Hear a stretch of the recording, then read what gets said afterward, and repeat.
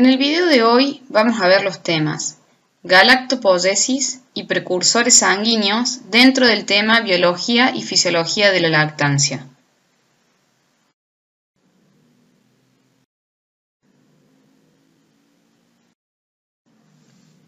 La galactopóyesis se define como la capacidad de la glándula mamaria para mantener la producción de leche. Depende de controles neuroendocrinos. Por eso, las hormonas participantes son muchas de las mencionadas en la lactogénesis, pero además tiene un rol muy importante la oxitocina, que es la encargada, ya vamos a ver más adelante, de la expulsión de la leche de los sitios de almacenamiento dentro de la glándula mamaria para que siga produciendo leche. También depende de factores externos, tales como el estado de salud, nutrición y características del ordeño. La descompresión de la ubre en el ordeño es el factor más importante para garantizar la continuidad de los procesos de síntesis. Es decir, si no hay ordeño, no vamos a poder continuar con la producción de leche y, obviamente, la galactopóyesis es muy dependiente de esto. Caso contrario, si no se ordeñara, en la ubre se da un aumento de la presión intramamaria por acumulación de las secreciones que no sacamos a través del ordeño, que al persistir produce que las células secretoras involucionen, perdiéndose y apareciendo en la leche, y comienza un proceso que se denomina secado. Esta que vemos acá es la curva de producción de leche típica de una vaca. Vamos a poner el puntero. Como vemos, la producción de leche comienza unos días después del parto, ¿no? Previamente, lo que se secretó por parte de la glándula mamaria es calostro. Esta producción de leche va aumentando con el pasar de los días hasta llegar a la tercera o sexta semana, donde se produce lo que se denomina el pico de producción. Este pico se produce por un aumento. Primero que nada, un aumento progresivo en la cantidad de células secretoras, por lo que es la multiplicación de las células por parte de la membrana basal del alvéolo, como ya vimos, y además por un aumento de la funcionalidad de estas células secretoras y un aumento en la derivación de nutrientes hacia la glándula mamaria. El rendimiento en el pico es muy importante porque suele ser un factor que determine cómo va a ser el rendimiento lechero de una vaca a lo largo de toda su lactancia. Se dice que el rendimiento en el pico, en litros por día de una vaca multiplicado por 200, suele ser un buen indicador de los litros que va a producir esa vaca en una lactancia de 305 días, que es un parámetro que se establece para definir una lactancia típica y también definir para poder comparar entre lactancias. A partir de este pico, la producción comienza a disminuir. Por un lado, esto se explica porque la tasa de pérdida de funcionalidad o cantidad de células secretoras es mayor a la tasa de generación de nuevas células por parte de la membrana basal. Esta pérdida se da por la misma naturaleza de la secreción, esta pérdida de funcionalidad y cantidad, que ya lo vamos a ver más adelante. Por otro lado, para asegurar la eficiencia reproductiva y productiva de la vaca, el objetivo es lograr una preñez antes de los 90 días de parida. Eso sería un objetivo ideal, ya van a ver por qué, que tiene que ver con la eficiencia reproductiva del lote. Esto produce que la vaca comience a producir progesterona, primero a partir del cuerpo lúteo y luego a partir de la placenta en cantidades cada vez mayores en la medida que nos aproximamos al próximo parto. Como mencionamos anteriormente, la progesterona es una hormona antilactogénica. Por lo tanto, en la medida que avanza la preñez, las cantidades crecientes de la misma, por el avance del tamaño de la placenta, también van a afectar la síntesis de lactosa, como habíamos dicho antes, y por ende, como la lactosa dijimos que es el osmorregulador de la leche y define la entrada de agua al alvéolo, va a definir también el volumen de leche sintetizada. Entonces, esto también explicaría esta fase descendente de la curva. Al aproximarse al próximo parto, que como dijimos la vaca ya tiene que estar preñada, la ubre debe secarse por lo menos 60 días antes del mismo para asegurar una buena recuperación de la glándula.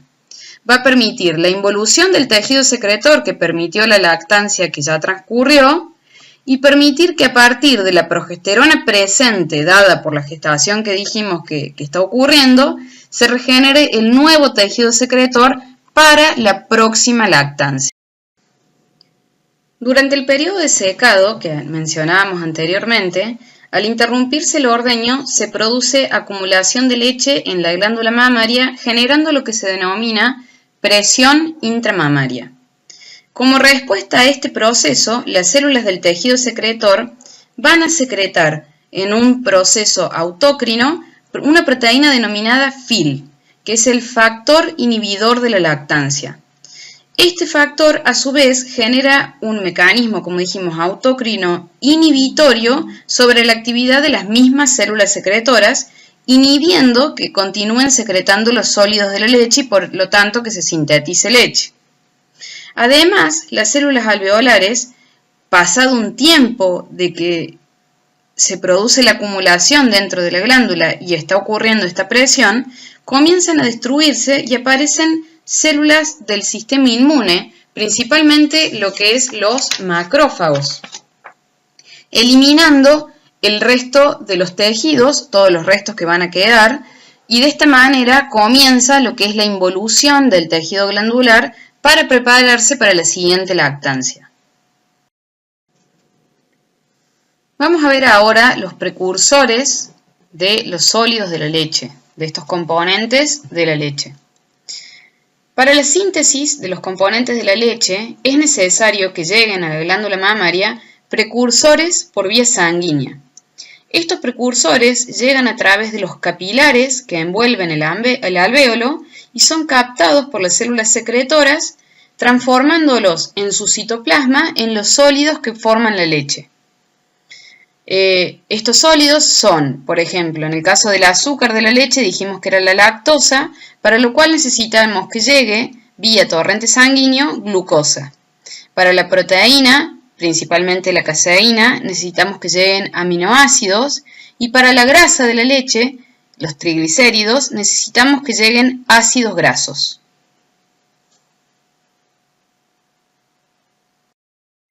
Entonces, ¿cuáles son los posibles orígenes de estos precursores? ¿De dónde puede provenir, por ejemplo, la glucosa que necesitamos para sintetizar la molécula de lactosa?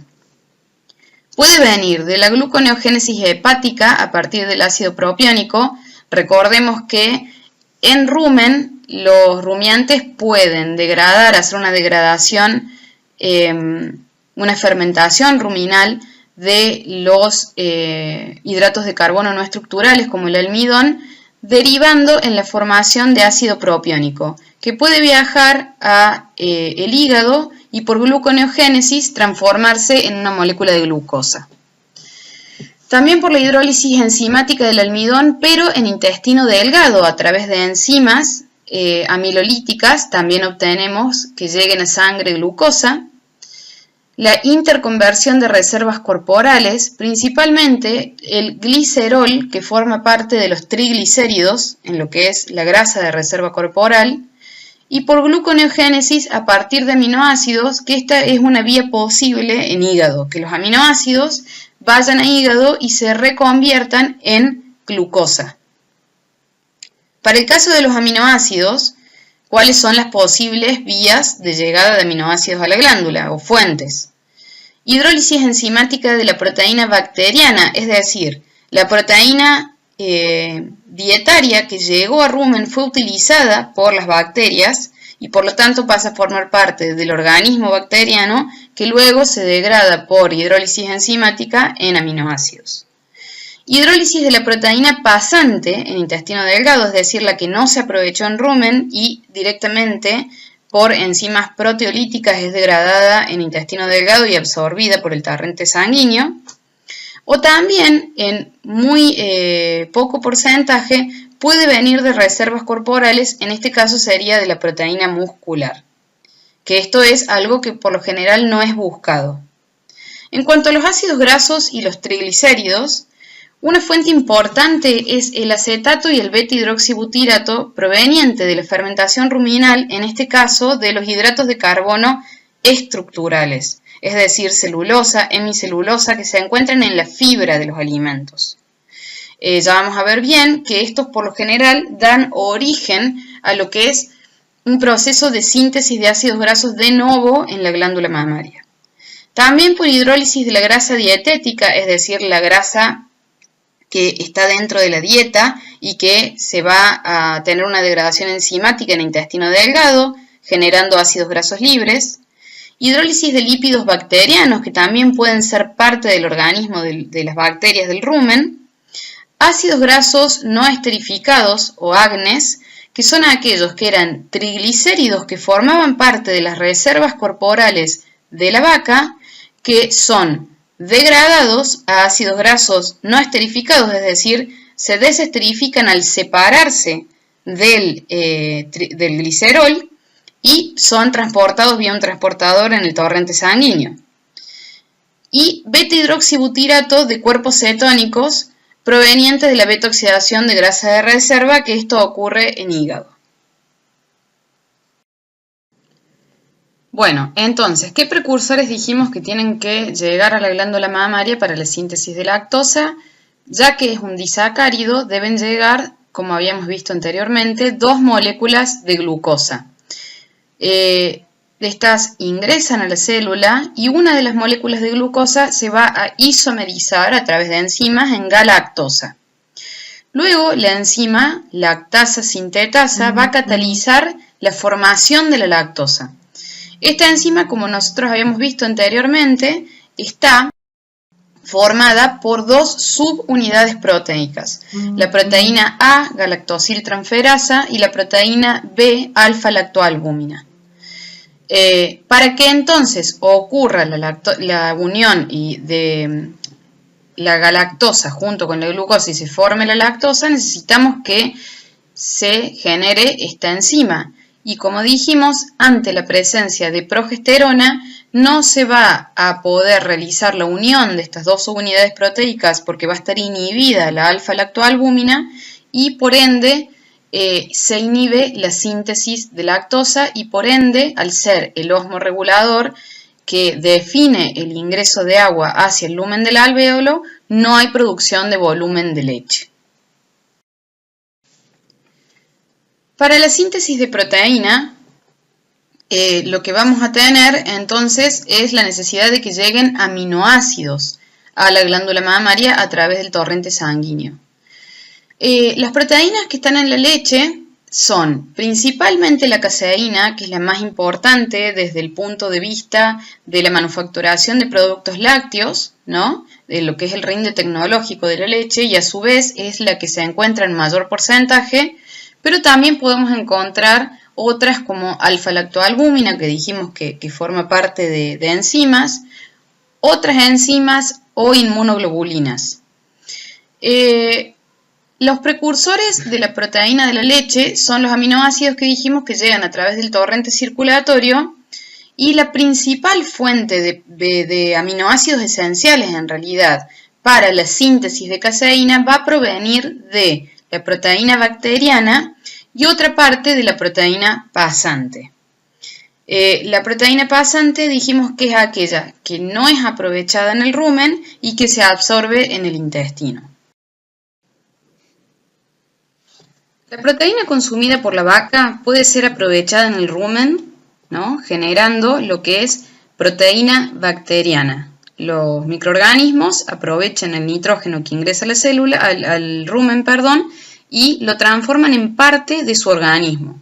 Luego estas bacterias pasan a intestino delgado y allí son atacadas por enzimas proteolíticas, desdoblándose en aminoácidos que llegan a la sangre y de allí pueden llegar a la glándula mamaria para ser precursores de la síntesis de caseína.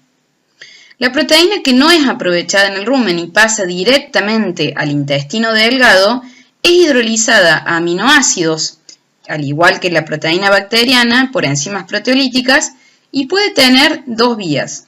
Va a ir al torrente sanguíneo y puede ser utilizado en la glándula mamaria para la síntesis de caseína, pero otra parte puede ir por la vía de la gluconeogénesis al transformarse en hígado en glucosa, la cual puede ser aprovechada para la obtención de energía o también como precursor de la lactosa en la glándula mamaria. Esto es importante considerarlo, ya que los aminoácidos esenciales para la síntesis de caseína provienen principalmente de lo que es la proteína bacteriana, mientras que la proteína pasante puede tener una importante vía gluconeogénica y ser precursor de la lactosa generando volumen de leche.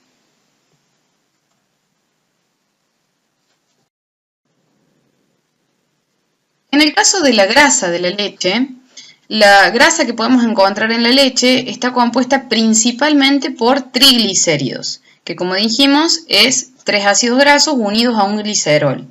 Pero también pueden encontrarse otros lípidos, como pueden ser colesterol, incluso ácidos grasos libres. Los triglicéridos se encuentran en el lumen del alvéolo en una estructura llamada glóbulo de grasa. Estas estructuras están formadas por una capa de fosfolípidos que disponen sus cabezas polares hacia el exterior acuoso, donde, como dijimos, la leche es aproximadamente un 88% agua, y esta es la forma en la que la grasa puede estar en mezcla con el agua. Mientras que los cuerpos apolares de los fosfolípidos se ubican hacia el interior del glóbulo de grasa en contacto con los triglicéridos de la leche. La síntesis de grasa en la glándula mamaria se denomina de novo, ya que a partir de los AGV provenientes del rumen, que son los AGV acético y beta-hidroxibutírico, que dijimos que se producen a partir de la fermentación ruminal de hidratos de carbono estructurales, estos van a ir al torrente sanguíneo, van a llegar a la glándula mamaria y van a permitir un proceso de elongación mediado por el acetil-CoA, que luego se transforma en malonil-CoA, activado por la coenzima A, y en donde se generan las nuevas cadenas carbonadas que van a dar origen a los nuevos ácidos grasos sintetizados, de novo en la glándula mamaria. Por otro lado, también llegan a la glándula mamaria ácidos grasos provenientes, ya sea de la grasa de la dieta, que se hidrolizó a ácidos grasos a través de enzimas lipasas y llegan al torrente sanguíneo, y por movilización de grasa de las reservas corporales, que esta es muy importante, sobre todo en el primer tercio de la lactancia, que también se vierten al torrente sanguíneo y pueden viajar a través de la sangre, que es un medio polar, utilizando un transportador. Estas se denominan las grasas transfer. La relación entre los ácidos grasos de la glándula sintetizados de novo en relación a los transfer siempre tiene una relación de 60-40 o 70-30. Es por esto que los ácidos grasos sintetizados de novo son un factor limitante para lo que es la producción total de grasa de la leche. Los ácidos grasos en la glándula mamaria se esterifican nuevamente al unirse a un glicerol para formar los nuevos triglicéridos de la leche.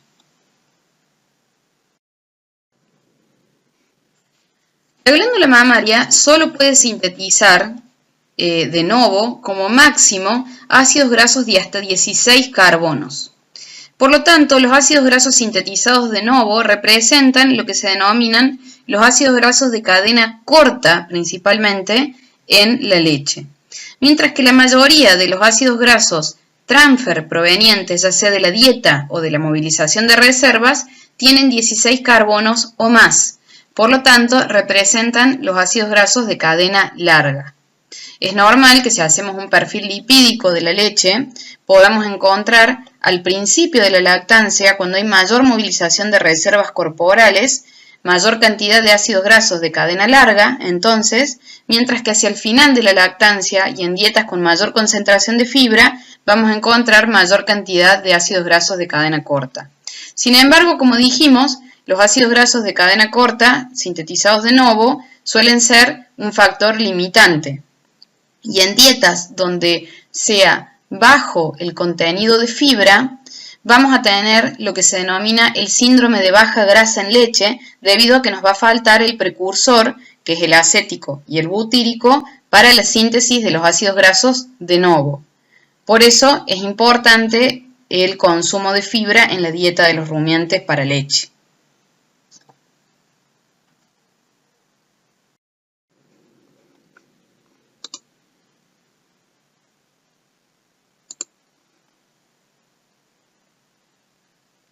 Todos estos precursores entonces llegan a la célula secretora a través de los capilares sanguíneos y van a ingresar a la célula. La lactosa ingresa a la célula y se cataliza su formación a lactosa, como vimos anteriormente, dentro de lo que es el aparato de Golgi. Los aminoácidos, una vez que ingresan al citoplasma, son trasladados a los ribosomas del retículo endoplasmático rugoso, estos a través del ARN transfer, y se ordenan en una secuencia genética que transcribe el ARN mensajero copiando el ADN de la célula secretora. Por lo tanto, tiene un código específico, la caseína, dado en la célula secretora. Una vez formada la cadena polipeptídica, son trasladados también al aparato de Golgi. La caseína, la lactosa y algunos minerales, entonces, se encuentran en vesículas del aparato de Golgi, que luego migran a la porción apical de la célula y son secretadas hacia el lumen, quedando la membrana de la vesícula asociada o adicionada a la membrana celular de la célula secretora. Este tipo de secreción, donde se dona membrana, se llama merocrina. Los ácidos grasos que llegan a la glándula ingresan vía un transportador activo, ¿no?, en la célula secretora, por el tamaño de las moléculas por lo general. Tanto la síntesis de novo como la transformación de los triglicéridos de la leche, o sea, la esterificación de los ácidos grasos con el glicerol, se realizan en el retículo endoplasmático liso, formándose gotitas de grasa que van a viajar en el citoplasma hasta la porción apical. Al llegar, realizan presión sobre la membrana hacia el lumen del alvéolo, haciendo que la membrana rodee la gotita de grasa hasta que se desprende, generando lo que conocemos como el glóbulo de grasa, que es la forma físico-química en la que se encuentra la grasa en la leche. Este proceso de secreción que quita membrana de la célula se denomina apócrina. Algunos minerales pueden pasar al lumen directamente a través de los espacios intercelulares, y el agua va a ingresar al lumen principalmente arrastrada por un gradiente osmótico generado por la lactosa, que ya dijimos que es el Finalmente, la concentración de todos estos componentes que estuvimos hablando va a ir modificándose en la leche a lo largo de la lactancia. Recuerden que cuando hablamos de concentración estamos hablando de porcentaje en volumen, no de cantidad. La lactosa, al ser el regulador osmótico de la leche, acompaña por lo general la producción y mantiene su concentración relativamente constante a lo largo de toda la lactancia, alrededor de un 4,8%. En cambio, la proteína y la grasa tienen una menor concentración al principio de la lactancia, debido a que los mayores volúmenes de leche sintetizada en el pico van a producir un efecto dilución sobre estos sólidos. Hacia finales de la lactancia va a ocurrir el efecto inverso, produciéndose una concentración de los mismos por la caída de la producción de la vaca próxima a ser secada.